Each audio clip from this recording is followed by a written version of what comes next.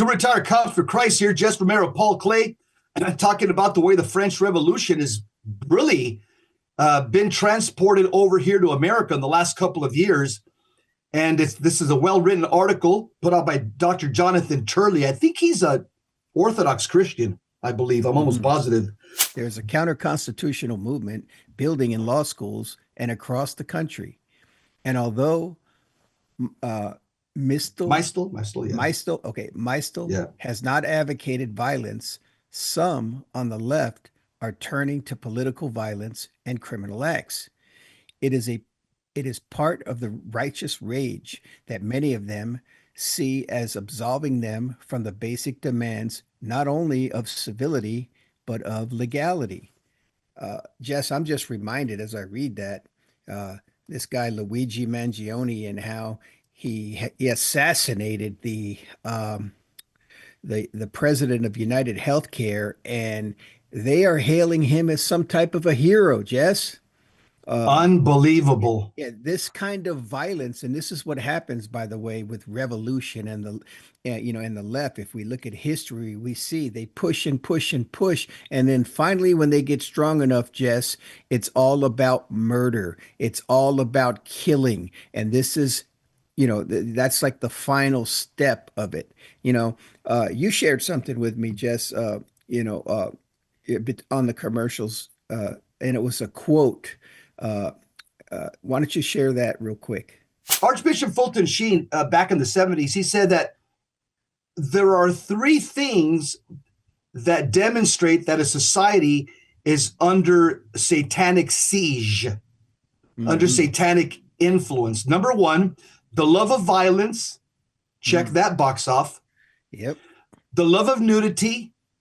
Check that box off. And division, and incessant division in society. Check that box off. Yes, we are in the United States experiencing all of those things to the 10th power. The Jacobins were a radical group in France that propelled that country into the worst excesses of the French Revolution. They were largely affluent citizens, including journalists, professors, lawyers, and others who shredded existing laws and destroyed property. Does this sound familiar, Jess? Just like here, just like America. Yes. It would ultimately lead not only to the blood-soaked reign of terror, but also to the demise of the Jacobins themselves as more radical groups turned against them. And this is what we're seeing, by the way. We're seeing the left divided now, devouring their own party. Why? Because they're not crazy enough. They're not radical enough. Amen. Continuing. Of course, it's not revolution on the minds of most of these individuals. It's rage. Rage is the ultimate drug. It offers a release from long-standing social norms, a license to those things long repressed by individuals who viewed themselves as decent, law-abiding citizens. Across the country, liberals are destroying Tesla cars, torching dealerships and charging stations, and even allegedly hitting political dissenters with cars. Wow. Wow. Yeah. Last week, affluent liberal shoppers admitted that they are shoplifting from Whole Foods to strike back at Jeff Bezos for working with the Trump administration and moving the Washington Post back to the political center. That's exactly right. They punish people that they deem to be traitorous to their cause. They are enraged at Mark Zuckerberg for restoring free speech protections at Meta. One 20-something communications professional in Washington explained, "If a billionaire can steal from me, I can scrape a little off the top too." These affluent shoplifters portrayed themselves as Robin Hoods. And by the way, Jess, these liberals have also made the liberal politicians are backing their little foot soldiers up by doing what? They're decriminalizing shoplifting. We've seen that in California, we're seeing it in other places. And yes, the communities are beginning to cry out because they want change, but they are aiding and abetting. And if you hear the liberal politicians, they'll get on there and they'll say, take it to the streets, take the fight to the streets. You got senators that, for Yes. example, what's the old female black senator over in Los Angeles and Compton? Maxine Waters. She's Maxine, been talking violent infamous. for years, and now you Yeah. have a young one from Texas. Yeah, that's Uh, yeah. What is her name? Yeah. she's the new Maxine Waters. She's just 40 years younger. Yeah, yeah, yeah, and it's unbelievable, the ignorance that they spew out of their mouths. And you know what even shocks me more, Jess, is this is why Republican senators, I hate to say it like that, better wake up because you cannot deal with these people in a civil way, so to speak. And this is why they don't like Trump because Trump. Guess what? Trump's been a lifelong Democrat who Yeah, basically, he his turned on them. worldview, yeah, his He turned on worldview them changed, but he still has that viciousness and that of a instinct Democrat. in him to go for the throat. Yeah. And That's the way yeah, the Democrats are. exactly. And he's given them some of their own medicine and they do not like it as you can obviously see. They hate Trump.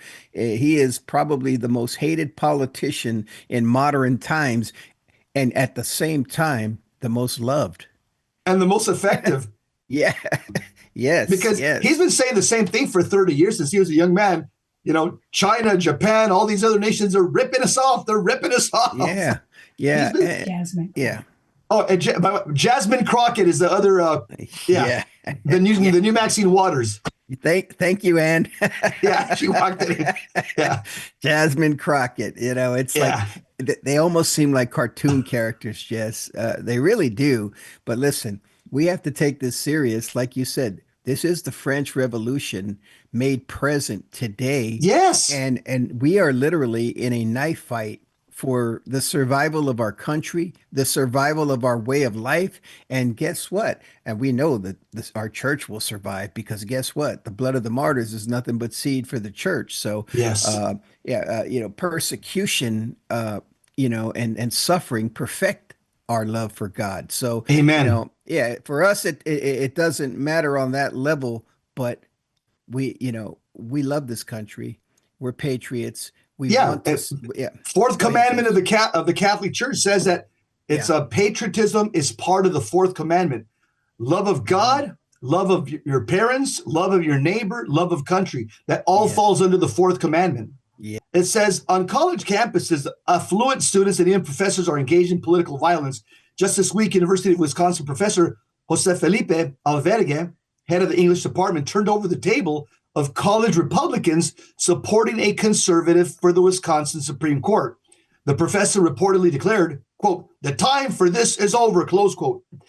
Likewise, a mob this week attacked a conservative display and tent on the campus of the University of California, Davis, as campus police passively watched the Antifa protesters carrying a large banner with the slogan ACAB, or All Cops Are Bastards, trashed the tent and carried it off. Antifa is a violent, and yeah, they're the new Jacobin group out here, and Mhm. vehemently anti-free speech group that thrives on U.S. college campuses. In his book, Antifa, the Anti-Fascist Handbook, Mark Bray explains that, quote, most Americans in Antifa have been anarchists or anti-authoritarian communists. From that standpoint, free speech as such is merely a bourgeois fantasy unworthy of consideration, close quote. Of Mm. course, many of the American Jacobins are themselves bourgeois or even affluent figures. And they're fighting a host of enablers telling them that the Constitution itself is a threat and that the legal system has been corrupted by oligarchs, white supremacists, or reactionaries. It's funny, you got Bernie Sanders and AOC paraded around the country doing rallies because I think they're trying to set themselves up for president and vice president. Can you imagine Bernie Mm. Sanders and AOC? And their motto is we must oppose the oligarchy. Yeah, and this is what they do. They invent these straw men, or these fictitious enemies, as if we're really being run by an oligarch, you know. Uh, that nothing could be further Exactly. from the truth. But the typical liberal says if I say it enough, it must be true. You're a racist. You're a racist. Well, it must Yeah, be true. You know, I'm a racist. You know. that's right. Yeah. Go ahead, Paul. Yeah. So this includes leading academics and commentators who are denouncing the Constitution and the core American values. Erwin Chemerinsky, Dean of the UC Berkeley Law School, is the author of No Democracy Lasts Forever: How the Constitution Threatens the United States. Can you believe that, Jess? The Constitution is the founding document of the United States, and now this law professor says that it threatens the United States. In a New York Times op-ed, the Constitution, quote, the Constitution is broken and should not be reclaimed, close quote. Law professors Ryan Dolflyer of Harvard and Samuel Moyn of Yale call for the nation to, quote, reclaim America for constitutionalism, close quote. Commentator Jennifer Zelli has scoffed at what she called Constitution worship. Americans have long assumed that the Constitution could save us, she wrote. A growing chorus now wonders whether we need to be saved from it. Mm. As As in, intellectuals knock down our laws and constitution, radicals are pouring into the breach. Political violence and rage rhetoric are becoming more common. Some liberals embrace groups like Antifa, while others shrugged off property damage and violent threats against political opponents. It is the very type of incitement or rage rhetoric that Democrats once accused Trump of fostering in groups like the Proud Boys. Yeah, here it comes, Jess. Members of Congress, such as Representative Jasmine Crockett, Democrat from Texas, have called for Tesla CEO Elon Musk to be taken down and said that Democrats have to be okay with punching. Wow. Jesus 911 will be back on the other side of the break.